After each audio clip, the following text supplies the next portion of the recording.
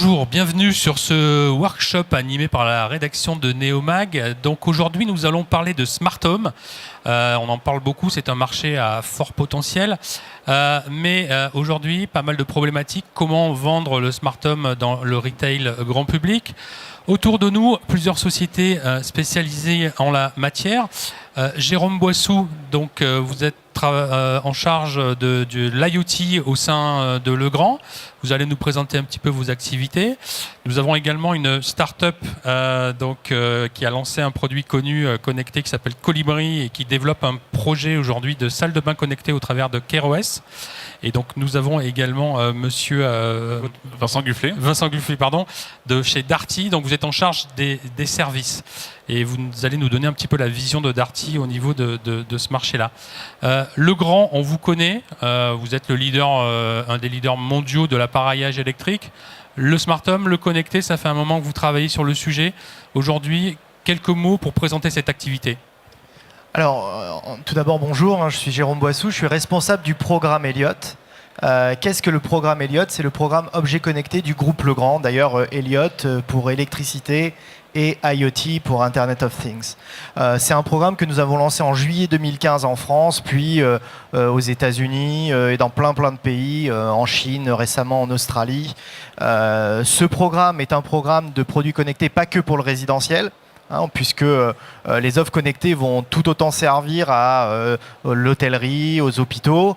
Mais aujourd'hui, je suis là pour parler plutôt de résidentiel. Et en effet, c'est des produits et des solutions que l'on connaît bien. Depuis très longtemps, on fait des objets connectés. On a lancé le programme en 2015, mais des objets connectés, on en fait depuis la fin des années 95, 98. Alors ça s'appelait pas connecté, on parlait pas de cloud, on parlait d'autres choses. Mais aujourd'hui, on parlait de domotique. Voilà, on parlait de domotique. Et tout prend son sens autour de ce programme. Le programme Elliott, c'est avant tout un programme tourné utilisateur, consommateur, expérience, qui va inclure des produits Legrand, mais pas que. Il y a deux autres piliers dans ce programme Elliott. Des produits, premier pilier. Deuxième pilier, l'infrastructure. La capacité d'avoir dans mon logement un réseau qui me permet de connecter tous mes produits maintenant, mais dans 5 ans, dans 10 ans, dans 15 ans, je prends souvent l'exemple, j'ai 2 garçons chez moi, tous les soirs, s'ils sont sur Netflix, et que j'ai 40 objets connectés, comment ma bande passante est bonne aujourd'hui, mais dans 5 ans, comment tout ça marche. Et puis enfin, le dernier pilier qui est pour nous essentiel pour répondre à l'expérience utilisateur, c'est l'interopérabilité. La capacité que nos produits vont avoir à parler avec d'autres produits, les produits de la salle de bain connectée peut-être, miroir, voilà. Et enfin, les services. Parce que demain, chez Legrand, nous pensons que le bâtiment va rendre des services. Et grâce à nos produits qui produisent de la donnée, on va mieux servir l'utilisateur dans son expérience au quotidien. Très bien, nous allons rentrer dans les détails un peu plus tard. Léonie Williamson, donc vous travaillez pour cette start-up qui fait partie d'un groupe qui a plusieurs activités dans le domaine des objets connectés. Vous pouvez nous préciser un petit peu le périmètre ? Oui, alors je travaille pour le groupe Barracoda, qui est un groupe industriel français spécialisé dans l'IoT et la prévention dans la santé grâce aux objets connectés. La start-up iconique du groupe Barracoda, c'est Colibri, qui a créé en 2014 la première brosse à dents connectée au monde. Donc c'est une brosse à dents qui à la fois permet aux adultes de mieux savoir s'ils se brossent bien les dents et comment s'améliorer, et qui permet de rendre l'expérience beaucoup plus amusante pour les enfants grâce à des petits jeux vidéo mobiles qui sont commandés par leur brosse à dents. Donc chez Colibri, on a une gamme de produits à la fois pour les adultes et pour les enfants. Et on a signé il n'y a pas longtemps un partenariat avec Colgate qui nous a permis de lancer en janvier une brosse à dents qui est vendue exclusivement dans les Apple Store. Ce qui est aussi une première car Apple n'avait encore jamais vendu d'objets connectés liés à la santé dans ses magasins. Dans le groupe Barracoda, on a présenté au CES une nouvelle société qui s'appelle CareOS, qui est en train de construire le premier hub pour les objets connectés dans la salle de bain. Le but est de permettre à tous les objets connectés de la salle de bain, que ce soit votre balance, votre brosse à dents, éventuellement un pommeau de douche connecté qui surveille votre consommation d'eau, un objet permettant de faire des crèmes pour la peau personnalisée, enfin à tous ces objets de la salle de bain, de communiquer entre eux dans un écosystème complètement sécurisé, parce que l'environnement de la salle de bain est assez touchy, je dirais. Et bien évidemment, aucun utilisateur ne veut que ses données de santé ou des photos de lui nu n'aillent sur Internet. D'accord. Et ça passe par un miroir. Hein. Vous fabriquez d'ores et déjà, vous concevez un miroir qui va être le hub et qui va transmettre toutes ces informations en temps réel, hein, c'est ça? Oui, une des autres découvertes qu'on a fait grâce à Colibri, c'est que les adultes n'ont pas envie de prendre leur téléphone dans la salle de bain pour bénéficier des objets connectés et des informations. On n'a pas envie d'avoir son smartphone quand on se pèse ou regarder en permanence. C'est pas logique dans cette pièce. Non, on n'a pas envie de devoir penser à prendre son téléphone à chaque fois qu'on va dans la salle de bain. Et on n'a pas envie de devoir ouvrir une application particulière. On veut pouvoir être sur Instagram, Facebook si on veut, plutôt que d'être sur l'application de ces objets. Vincent Gufflet, donc vous êtes en charge des services chez Darty. Quel est votre champ de compétences par rapport à ces objets connectés? Alors en fait, donc effectivement, je suis directeur des services de Fnac Darty maintenant. On est groupé avec Fnac. En fait, la réflexion est la suivante, c'est de dire le smart home, c'est à la fois des produits, bien sûr, hein, des objets, et on pourra en reparler, des objets qu'on vend, mais c'est aussi du service, parce que le service, ça permet de vendre ces objets-là, parce que ces objets, il faut les expliquer. Ça permet également de les connecter à Internet. Il y a encore beaucoup d'objets connectables qui ne sont en fait pas connectés à Internet. Ça permet également le service de susciter l'usage. On voit bien que l'un des sujets fondamentaux, c'est pas uniquement de vendre ces objets connectés, c'est aussi de faire en sorte que les consommateurs les utilisent au quotidien, etc., etc. Donc vous voyez on voit chez Fnac Darty le service comme un élément décisif pour arriver à implanter réellement ces catégories de produits, le smart home. D'accord. Le service, chez vous, c'est très large. Vous êtes connu par votre service après-vente, le contrat de confiance. Vous avez aussi genre de compétences sur ce périmètre-là? Oui, bien sûr. Donc, effectivement, si on prend Darty, le contrat de confiance, c'est à la fois l'installation, la livraison des objets, leur installation, la connexion Internet, ce que j'évoquais tout à l'heure, et puis c'est également l'assistance à l'usage et le dépannage. J'insiste un peu sur l'assistance à l'usage parce que, encore une fois, l'un des éléments clés qu'on a, et qui fera le succès ou pas des objets à vendre, c'est bien le fait qu'ils s'inscrivent durablement dans la vie des consommateurs. Et on le dit d'autant plus que pour l'instant, ce n'est pas encore complètement le cas pour la plupart des objets. D'accord. Pour revenir à vos activités, effectivement, on voit bien que vous êtes le grand présent sur ce marché depuis un certain nombre d'années.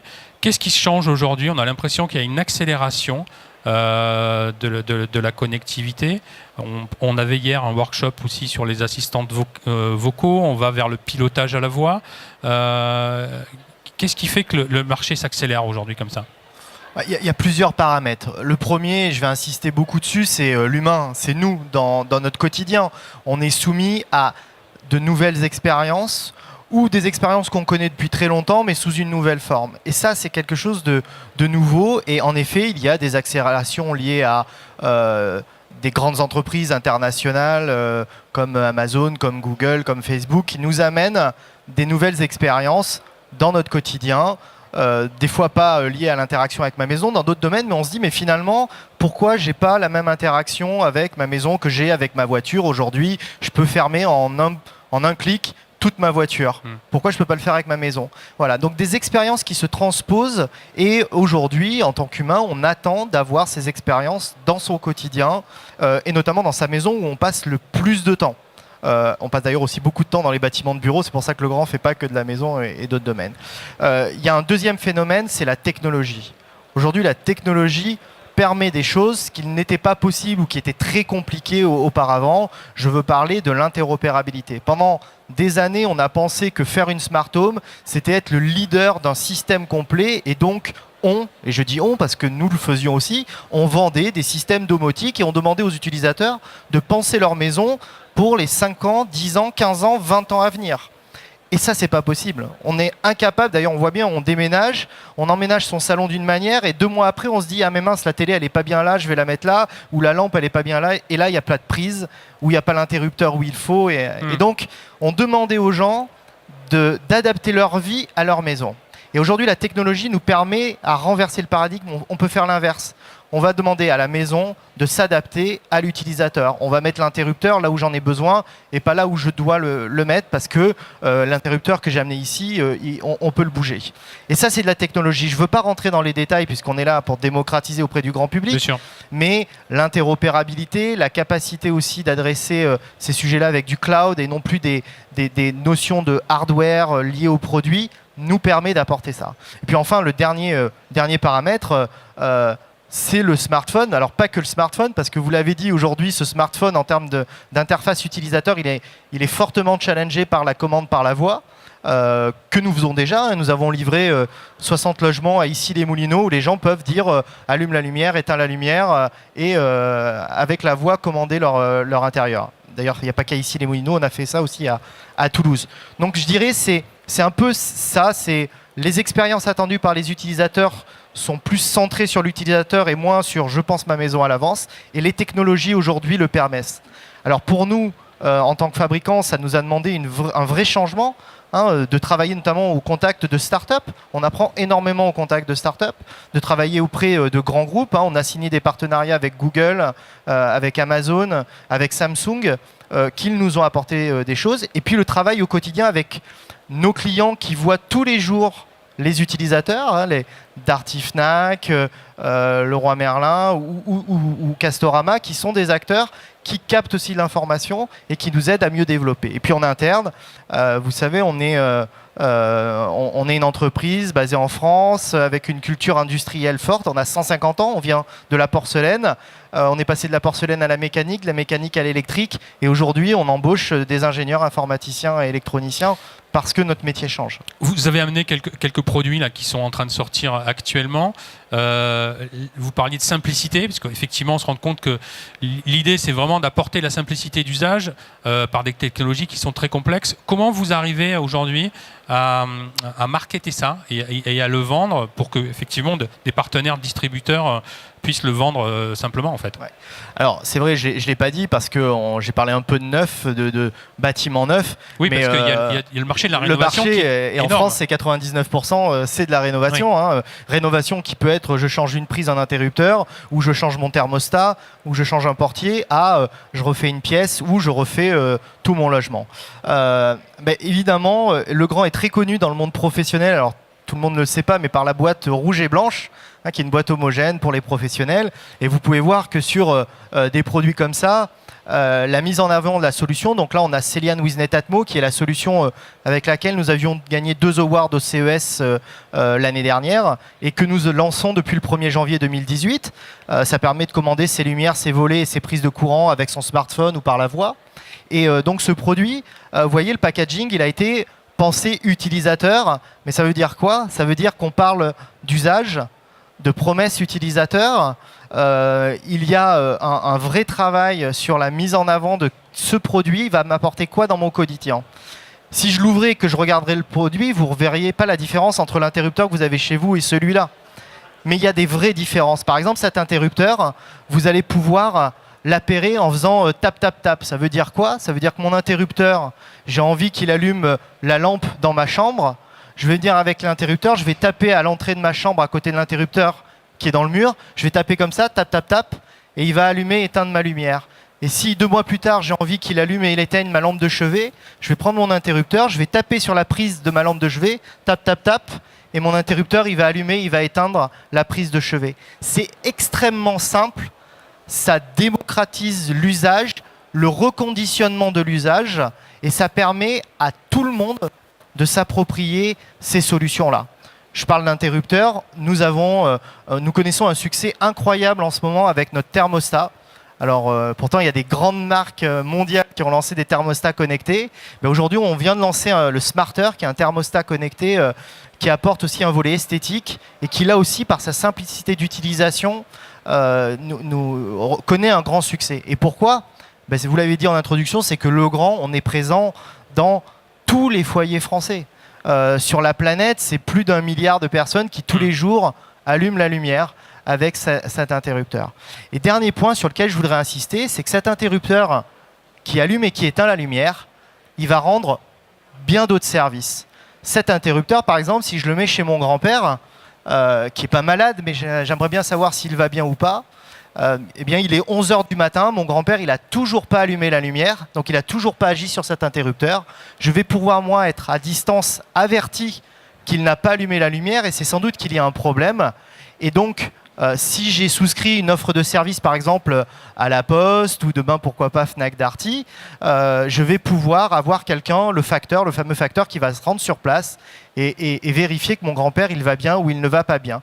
Donc finalement, un produit qui est pensé pour allumer et éteindre la lumière peut faire de la sécurité, du confort bien-être, de la gestion de l'énergie. On intègre de l'intelligence artificielle pour connaître le parcours de l'utilisateur et ainsi maîtriser sa consommation. D'accord, merci. Vincent Gufflet, par rapport à tous ces services qui se mettent en place, effectivement, historiquement, Fnac et Darty vendaient des produits. Maintenant, effectivement, on vend des solutions, des services. On le voit, là, aujourd'hui, la gestion de l'énergie, ce sont des nouveaux métiers. Comment vous vous positionnez sur ces métiers-là? Comment vous faites évoluer aussi vos compétences et les compétences des personnes qui travaillent chez vous au niveau des services techniques et au niveau des magasins? La maison connectée, est-ce que c'est appréhendé d'une manière particulière? Est-ce qu'il y a des rayons maison connectée ou est-ce que c'est partout la maison connectée? Ok, alors je vais répondre à vos 4 questions, voilà. En commençant par la dernière. Donc, oui, bien sûr qu'il y a des approches spécifiques maison connectée, parce que individuellement, les produits, les services, enfin les éléments de besoin, si vous voulez, ne sont pas suffisants pour pouvoir générer une activité qui fasse qu'on ait des rayons distribués dans un magasin ou sur un site internet. Donc dit autrement, on se doit de les regrouper pour donner une cohérence marketing.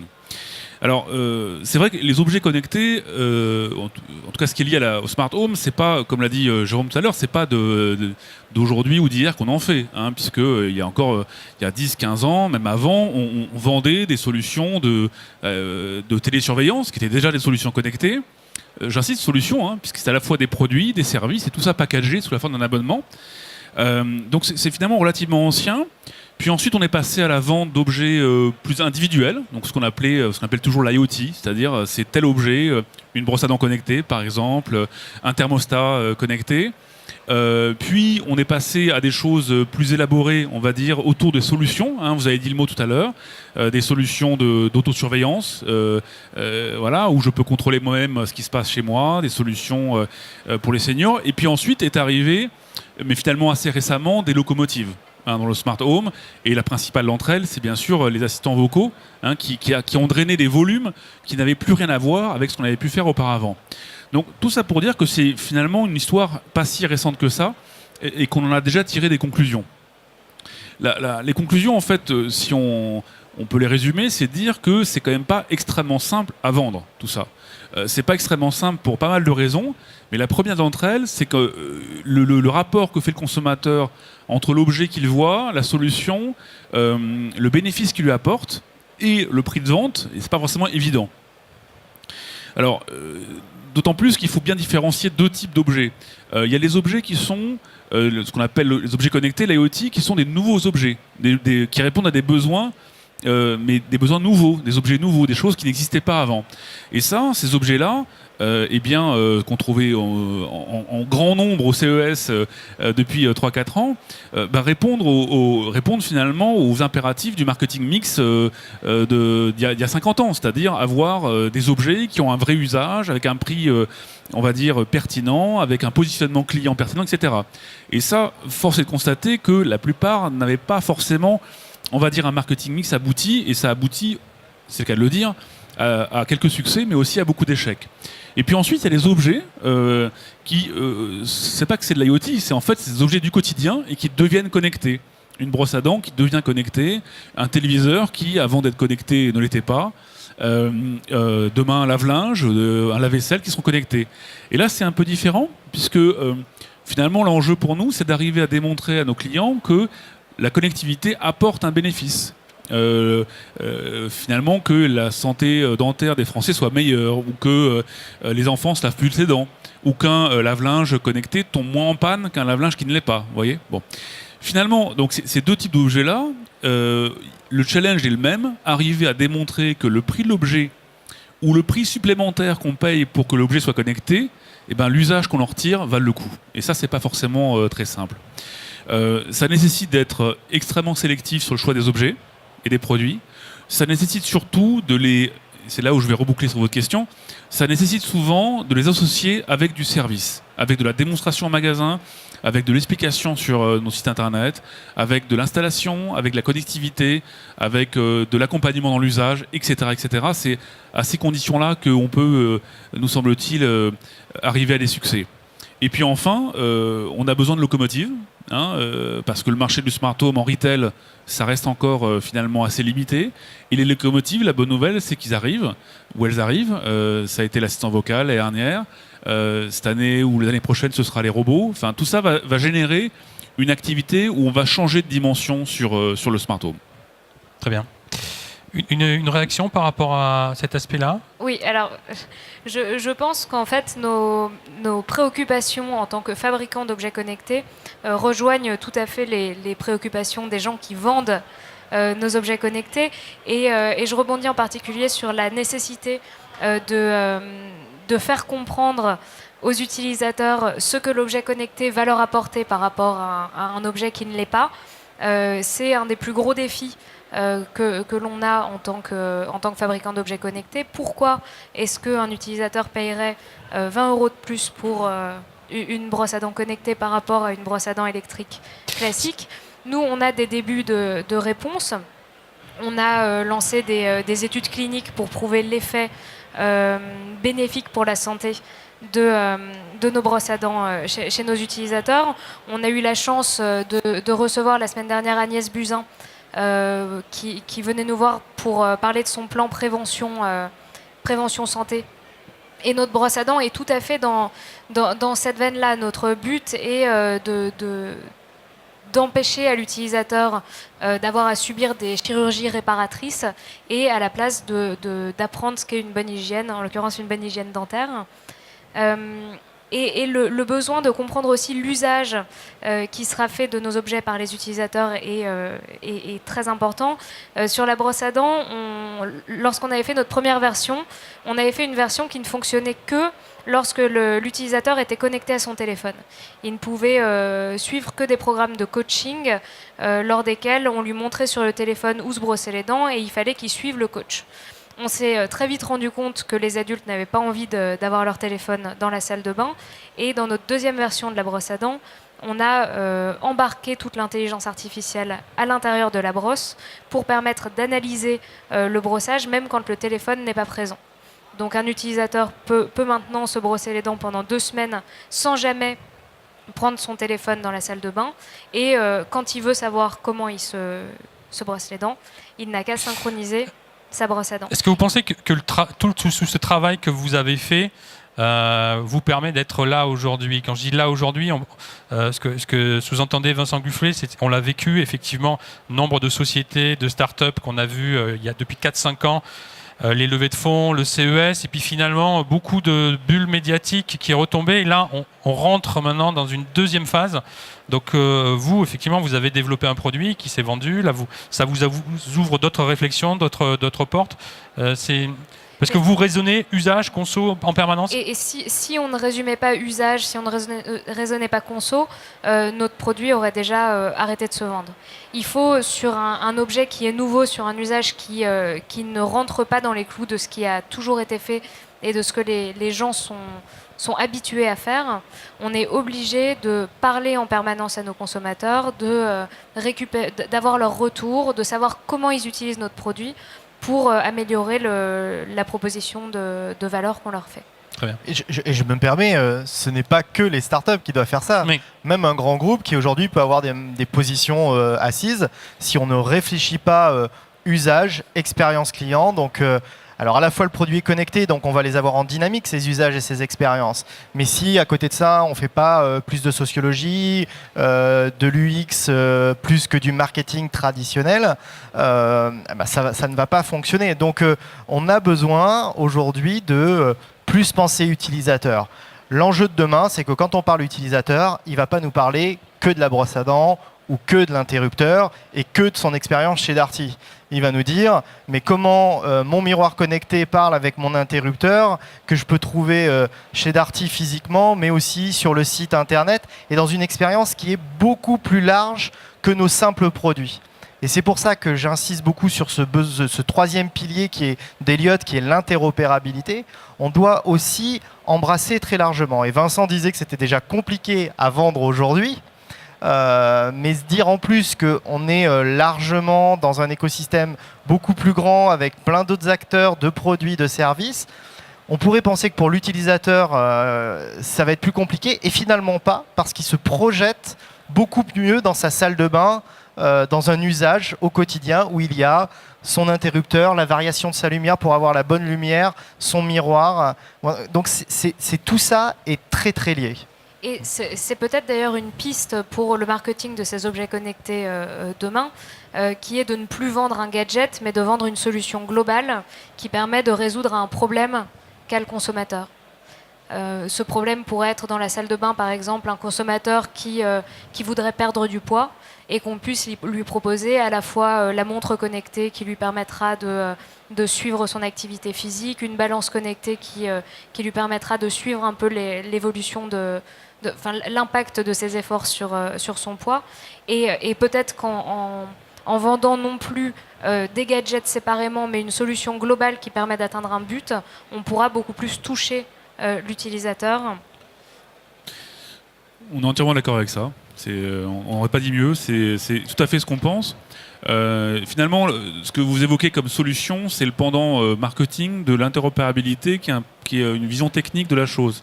Dieu sait que l'interopérabilité, c'est un sujet important, mais finalement, c'est important pour les fabricants. Nous, on voit ça sous un angle qui est plutôt client ou consommateur, et il y a le même type de souci. Le type de souci, c'est qu'il y ait des use cases, des cas clients, des cas d'usage qui intègrent plusieurs briques. D'ailleurs, c'est assez frappant, j'ai trouvé, de voir qu'au CES cette année, on avait finalement de moins en moins en tout cas pas plus de sociétés présentes pour présenter un énième objet connecté, mais plutôt les apporteurs d'une brique, d'une solution. Voyez, et ça nous paraît tout à fait frappant de se dire que demain, ce qui va réellement fonctionner, c'est des solutions qui intégreront des briques technologiques, des produits, des services, tout ça, on va dire bundlelisé sous l'angle d'une réelle solution pour un type de client particulier, et avec des modèles de pricing qui seront éventuellement du one-shot, éventuellement de l'abonnement, éventuellement autre chose. Et très franchement, ça nous paraît largement plus prometteur que simplement les approches qu'on a pu avoir jusqu'à présent. Mais ça nécessite que les différentes briques et les porteurs des briques interagissent au-delà de l'interopérabilité simple technique, mais interagissent de manière beaucoup plus profonde, c'est-à-dire d'un point de vue marketing et commercial. Pour rebondir là-dessus, nous, on s'est aperçu qu'il y avait un vrai frein à la consommation. C'est-à-dire qu'il y avait des utilisateurs qui étaient prêts à acheter des produits répondant à un usage particulier et qui ne faisaient pas l'acte d'achat parce qu'ils se disaient « Ah mais finalement, cette lampe connectée, est-ce qu'elle va bien marcher avec mon interrupteur qui est chez moi ? Ce produit-là, est-ce qu'il va marcher aujourd'hui, mais demain ?» Et ils préféraient ne pas acheter, et on a tous connu ça dans des domaines variés, ils préféraient ne pas acheter que d'acheter quelque chose qui peut-être n'allait pas marcher chez eux, générer des achats, des demandes de services, alors qui fait plaisir à Darty, mais finalement qui le frustre en tant qu'utilisateur. Et donc, on a mis l'accent, Legrand, et Vincent le rappelait au CES, on a vu beaucoup ça, mais nous, on a créé un programme qui s'appelle Works with Legrand. Et ce programme Works with Legrand permet de garantir l'interopérabilité technique, certes, mais garantit le fait qu'un produit tiers, la brosse à dents Colibri, le Care OS, va être interopérable avec nos solutions. Et finalement, pour l'utilisateur, il connaît Legrand et il ne se pose pas la question, est-ce que ma lampe Intel, elle va marcher avec Legrand ? Est-ce que le thermostat Netatmo va marcher avec Legrand ? Est-ce que la brosse à dents ? Naturellement, ça fonctionnera et on garantit cette interopérabilité au travers d'un dans le label qui s'appelle Works with Legrand. Et au-delà des produits, parce que nous on croit beaucoup à la suite qui est des tiers qui vont délivrer des services. J'ai pris le cas de La Poste qui peut délivrer des services sur la base de nos produits, mais ça pourrait être demain un fournisseur d'énergie, une marque de grande distribution qui a envie de livrer un service de proximité. Et on garantit cette interopérabilité à l'utilisateur parce qu'on s'appelle Legrand et qu'on veut être ouvert à tous. D'accord.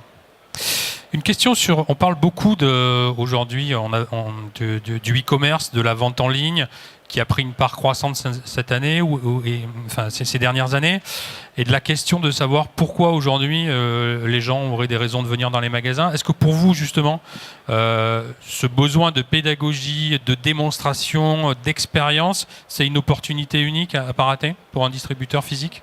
Vous êtes aussi sur le digital, mais votre ADN vient des magasins physiques ?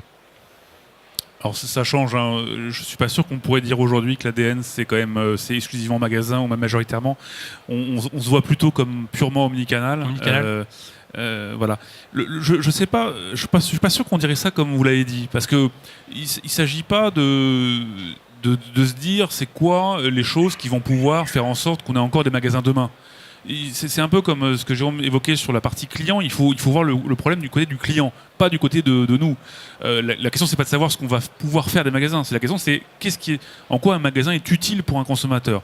Et il est utile aujourd'hui, on le voit bien, hein, même dans les pays les plus avancés sur le développement du e-commerce, il est utile parce que vous pouvez avoir le produit, vous pouvez le toucher, le voir, parce que vous pouvez avoir accès à un conseiller, à un vendeur qui va vous apporter un service de conseil, de réassurance. Parce que même si j'en connais autant que lui, parfois même plus sur l'objet en question, et ben pour autant j'ai souvent besoin d'une réassurance sur le fait que je fais le bon choix. Je vais pouvoir bénéficier du produit tout de suite. Voyez, je vais pouvoir avoir une mise en scène, une démonstration. Donc tout ça, encore une fois, c'est des choses qui sont intéressantes parce que c'est ce que recherche le consommateur encore très majoritairement. Alors c'est vrai que c'est particulièrement vrai sur le domaine dont on parle, le smart home, et c'est vrai que c'est intéressant. Je veux dire, dans un point de vente de retail, ce qu'il faut bien comprendre, c'est que dans la plupart des points de vente, il y a besoin sur des produits comme ça, qui sont des produits relativement technologiques, qui sont des produits nouveaux, parfois des usages complètement nouveaux. On a besoin généralement d'une masse de volume suffisante pour générer une espèce de mayonnaise, si vous voulez. En gros, quand vous développez un nouveau produit dans un magasin, eh bien, vous allez former vos équipes, leur expliquer ce que c'est, leur expliquer comment le présenter, leur expliquer comment le démontrer. S'il n'y a pas de mécanisme d'entraînement avec une clientèle relativement importante d'entrée, eh bien, la mayonnaise, elle commence à prendre et en fait, ensuite, elle s'effondre. Vous voyez ce que je veux dire ? Donc ce mécanisme-là, il est fondamental en retail. C'est pour ça que sur des produits très nouveaux, technologiques, innovants, compliqués à expliquer, oui, le magasin est un passage obligé, mais il faut un minimum de volume de vente. Voyez, et c'est en ce sens-là qu'on a pu aussi avoir des succès, mais aussi des échecs. Hein. C'est qu'on n'a pas toujours connu cette force d'entraînement suffisante pour qu'ensuite l'effet démultiplicateur du retail fasse qu'on passe de 10, 100, 1000, 10 000. Voyez, et on a besoin de cette espèce d'amorce de mayonnaise pour que ça puisse partir. Et est-ce que dans le retail, il n'y aura pas aussi un défi pour réussir à expliquer au consommateur quels sont les bénéfices qu'il peut tirer d'un produit plutôt que de lui expliquer quelles sont les caractéristiques du produit. L'impression que j'ai sur les objets connectés, c'est qu'un consommateur va aller dans un magasin acheter son produit, mais aura déjà fait en amont toute sa recherche sur Internet pour avoir des avis, des exemples de cas d'usage. Est-ce que le rôle du magasin ne serait pas aussi de réussir à présenter ces cas d'usage et à expliquer à l'utilisateur comment il peut tirer des bénéfices des produits ? Dans le retail, il y a quand même différentes formes de retail. Mais dans le retail avec workforce, c'est-à-dire avec des personnes présentes, des forces de vente, j'ai envie de dire, ce que vous dites, c'est vrai depuis longtemps. Non pas qu'on le fasse tout le temps, mais en tout cas c'est une vérité depuis longtemps et qui dépasse largement le cadre du smart home. Dit autrement, on ne vend pas un produit, d'abord on essaie de comprendre ce dont le client a besoin, on comprend on va dire son contexte et éventuellement on lui présente une solution. C'est la théorie, mais c'est quand même de plus en plus la pratique, parce que les caractéristiques, comme vous les évoquez, finalement il les connaît déjà. Voilà. Après, c'est vrai que le consommateur étant, on est tous paradoxaux, hein, donc à la fois on a envie que le vendeur parle de nous, qu'il nous comprenne, mais on a aussi envie de savoir sur telle caractéristique si c'est le produit de gauche c'est mieux que le produit de droite. Donc on est obligé d'avoir une approche caractéristique malgré tout, parce que c'est important pour le consommateur. Donc voilà, donc l'approche par l'usage. Donc ensuite, comment est-ce qu'on le fait, hein, y a deux façons de faire. La première, c'est de le faire par la démonstration parfois autoportante, c'est-à-dire un espace où on peut tester des cas d'usage, et ça peut fonctionner. Bon voilà, ça demande de la maintenance, ça demande de l'évolutivité, parce qu'il ne faut pas que ce soit toujours les mêmes démonstrations. Donc c'est bien, mais à la fois c'est pas forcément la panacée non plus. Et la deuxième possibilité, c'est par le vendeur, mais là ça revient à ce que j'évoquais tout à l'heure, c'est que pour que vous arriviez à générer dans une équipe de vente, on va dire un enthousiasme, un entrain autour de l'usage du produit, il faut qu'il y ait un embrayage commercial derrière. Et autrement, il faut qu'il y ait de la vente. Voilà. Et ça c'est absolument indispensable. Et je rajouterais qu'il y a un point important qui a été évoqué par Léonie. On parle d'objets connectés qui génèrent de la donnée. Et aujourd'hui, encore plus aujourd'hui qu'il y a 15 jours, il y a des attentes des utilisateurs qui sont formalisées des fois très clairement, des fois sous-jacentes sur la donnée, la protection de données et le fait d'avoir des tiers de confiance. Et ça, c'est quelque chose d'extrêmement important. Quand on a signé notre partenariat avec La Poste, la première chose, on attendait que les gens nous disent votre cas d'usage, il est vraiment génial, l'interrupteur avec le facteur.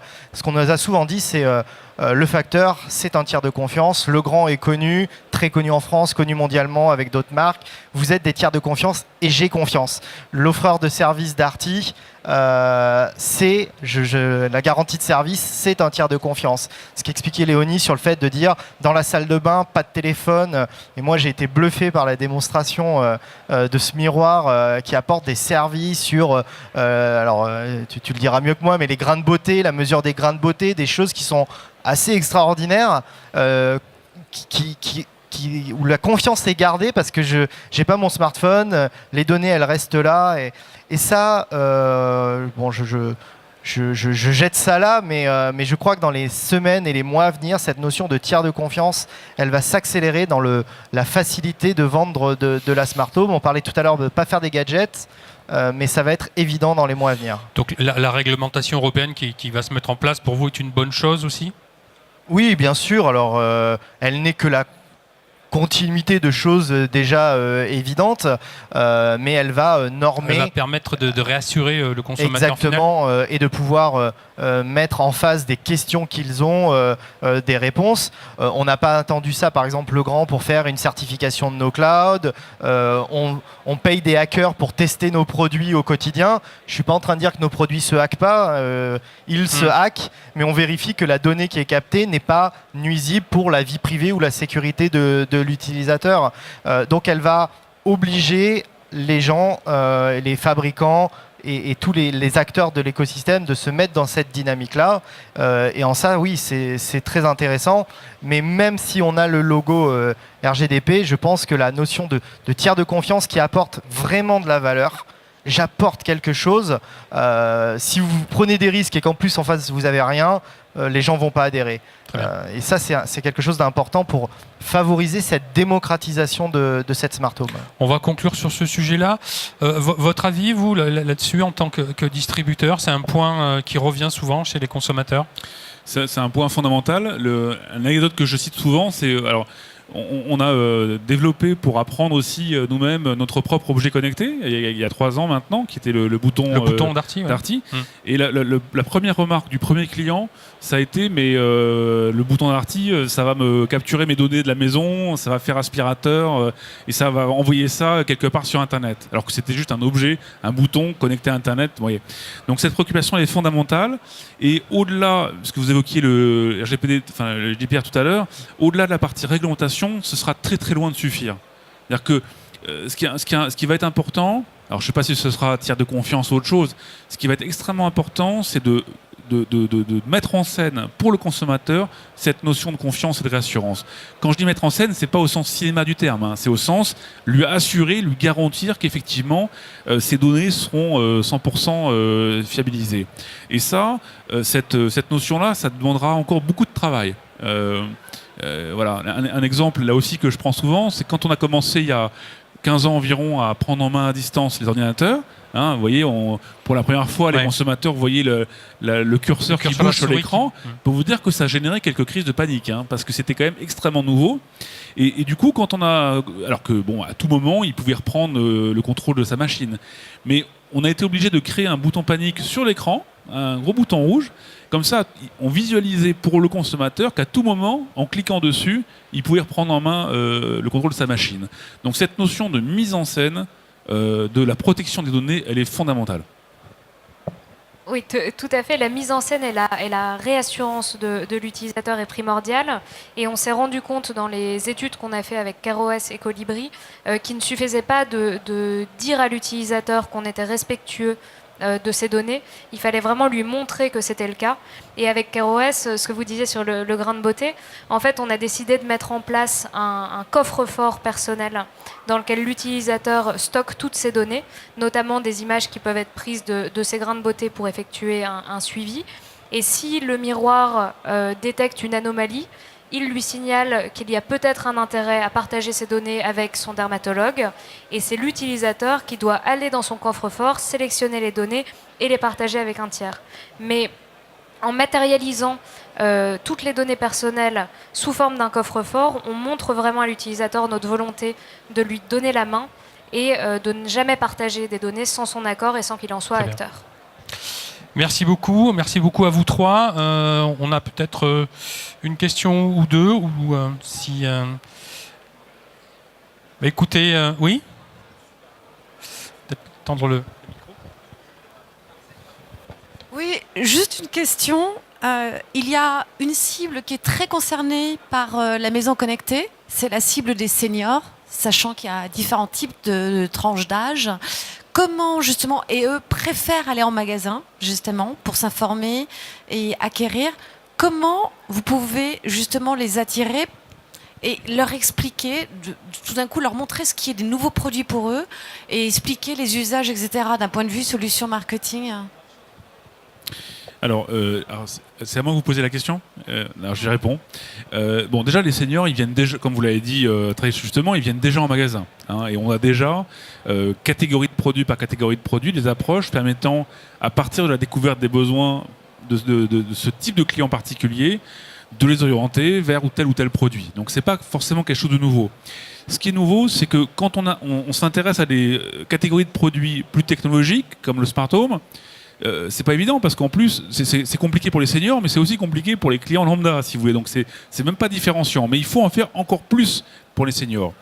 Comment est-ce qu'on voit la chose? On voit ça de la même manière que ce qu'on évoquait tout à l'heure sur les solutions. Ce qu'il faut, c'est concevoir pour ces types de clients-là, non pas des produits, non pas des bouts de service, mais des solutions complètes qui incluent des briques technologiques, qui incluent des produits, qui incluent des services d'installation, qui incluent des services particuliers d'assistance, et tout ça packagé sous quelque chose qui soit ultra simple. Voilà. La simplicité, c'est une valeur cardinale pour tout le monde, et pour notre monde à nous du smart home, mais c'est encore plus vrai pour la cible des seniors. Voilà. C'est notre réponse à ce stade. Pour l'instant, c'est quelque chose qui émerge progressivement, mais on est réellement persuadé que cette notion-là se développera dans les années qui viennent. Merci à vous trois. Bien, écoutez, on l'a bien compris, les enjeux de transparence, d'interopérabilité donc, et de confidentialité seront au cœur du smart home. Merci à beaucoup. Merci.